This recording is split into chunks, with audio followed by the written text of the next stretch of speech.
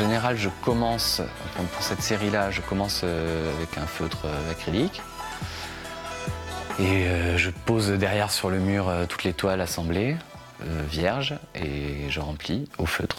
Une fois que j'ai tout rempli, j'installe les couleurs. Alors soit je vais faire que quelques personnages en couleur, soit je vais décider de tout mettre en couleur. Donc là, j'y vais à l'acrylique, au pinceau. Et ce que j'essaye de rendre, c'est quelque chose de très lisse et de très graphique, on dira, quasi imprimé, donc très très propre.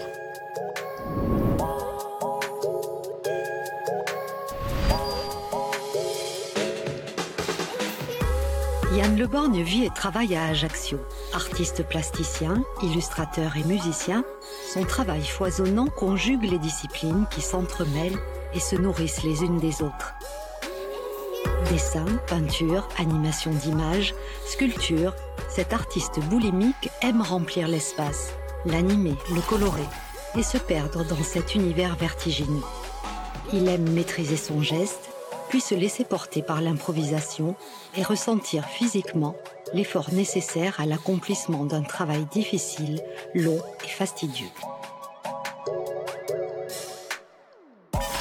Le travail d'improvisation me laisse la place à l'erreur. Et l'erreur permet de trouver des nouvelles formes, en fait. Donc je commence toujours par des formes que je connais, que j'ai l'habitude de faire, les immeubles, les zones volantes, des choses comme ça.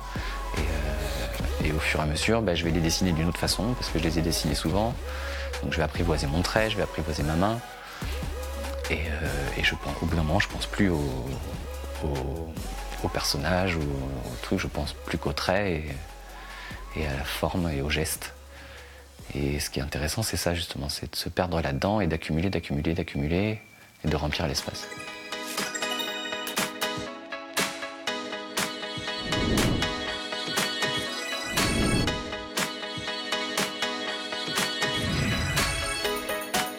Yann Le Borgne a grandi à Ajaccio. Très tôt passionné de musique, de théâtre, de vidéo, il poursuit des études d'art appliqué à l'Université de Corse. Il commencera par l'illustration d'ouvrages pour jeunesse, tout en multipliant les expériences dans le domaine de la musique. La création de l'Étrange Atelier en 2013, lieu qui regroupe plusieurs artistes, marquera un tournant dans son travail.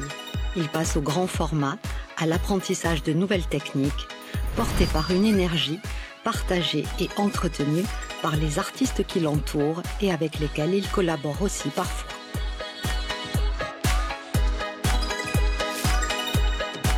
Le plaisir est dans le faire. C'est quand je fais que je prends mon pied. C'est quand je commence à avoir mal aux épaules que je prends mon pied. Quand ça devient difficile, long, fastidieux, c'est là que ça m'amuse beaucoup. Et donc je pense que je vais continuer vers des choses comme ça. Après, quand je travaille sur du volume, par exemple, c'est aussi une histoire d'accumulation, c'est aussi des travaux fastidieux, de répétition de gestes, des choses qui durent très longtemps à fabriquer. Et je crois que c'est là-dedans que j'aime me perdre, en fait.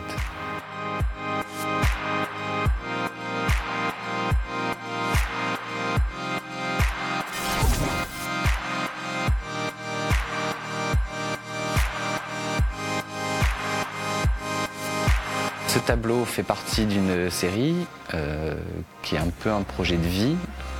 Donc c'est une fresque de plusieurs tableaux assemblés les uns avec les autres comme un puzzle. J'avais fait une première expo en 2017 à l'Espace Diamant qui s'appelait Big Doodle.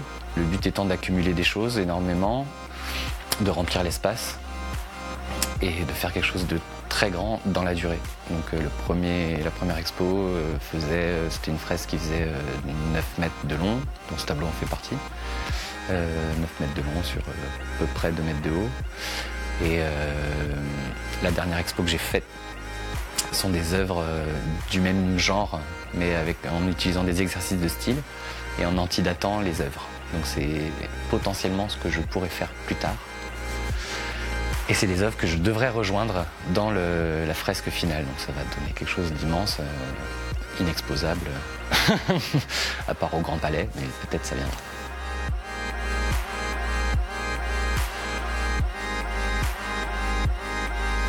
Ma première émotion artistique, c'est toujours par la lecture d'une histoire, par l'écoute d'une histoire en fait. C'est ce qui m'intéresse, c'est ça, c'est quand ça raconte quelque chose et quand c'est bien raconté.